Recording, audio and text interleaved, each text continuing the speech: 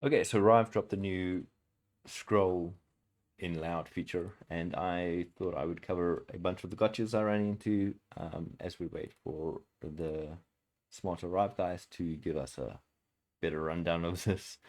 But for everybody wanting to dive into this, here's a quick crash course of what I found while playing with scrolling. So, what I figured out initially is that you can't just do a single layout um, and scroll. You would have to nest that layout with another layout.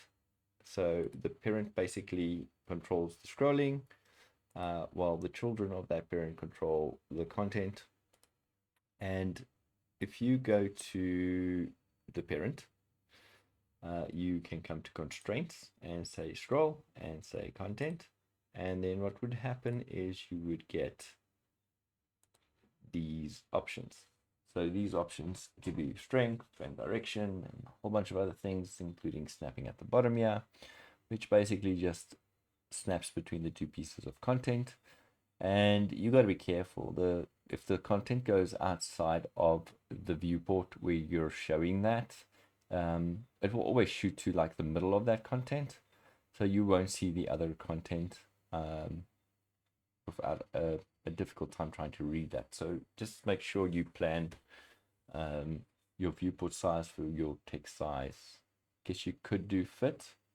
Just make sure um, you don't get caught by that. Okay, so if we play this, once we've added this constraint of scroll and we've added some layouts with some content in them, we will then get something like this, where we can just scroll the content. And for understanding and explanation, I've made the column background red so we can see what we're working with. As you can see, the column goes way past this, which is fine. The column needs to be that size. Else the scrolling doesn't seem to work. I could be wrong on that, obviously, but that's just my experience at the moment. And if we then want to clip this work over here, we would need to come over to row. So nested in a grandparent container or layout rather, and come over here and clip. This was probably the biggest gotcha that got me. I couldn't find any clipping anywhere. And then I finally found this little guy up here, and that clips the content nicely. So if we then want to scroll and look like we're just there, that's perfect. So you'll see what I mean with it just scrolls right back, and it's very hard for you to see the other content. So you got to plan your sizes correctly. If you don't want that effect to happen, obviously just turn off snapping, and that will work more like a traditional scroll where we can just scroll without having that snapping to the next start or the next frame. So when you're testing this, the gotcha would be you'd scroll to the bottom, you'd hit play, and you'd try and scroll down, and you're gonna fool yourself if you're not reading this text or it's just dummy text like I threw in, and I'm not familiar with what I'm looking for next. It felt like this wasn't working, so I thought I broke it, and yeah, not the case. It's just this will just save where you kind of stopped last time. So that's just something to keep in mind.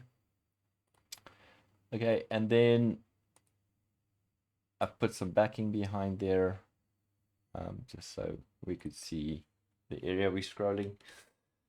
But if we come back to column, if you do end up saying full and full, so now I'm just going to turn off the clipping.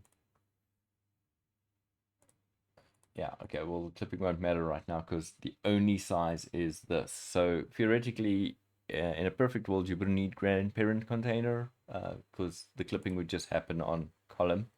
and it would just then have to consider the size of the children inside of it for me to scroll. However, when I do that, it just doesn't scroll. It just does a snapping kind of thing, and there's nothing you can do about that. So I really had to go rack my brain around, oh wait, maybe this is the issue.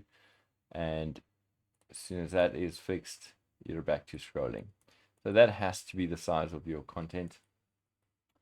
Even though when you look at it and scrolling, it actually doesn't, it's scrolling the content there. So I don't understand the need of the height. Again, this is just possibly me doing things wrong. But that's been my experience with the scrolling feature so far. So I think that's all the gotchas right now that I came across. And I hope that helps some of you diving into this and saves you some time until we've got documentation or some really good tips from the Rive team. Cool.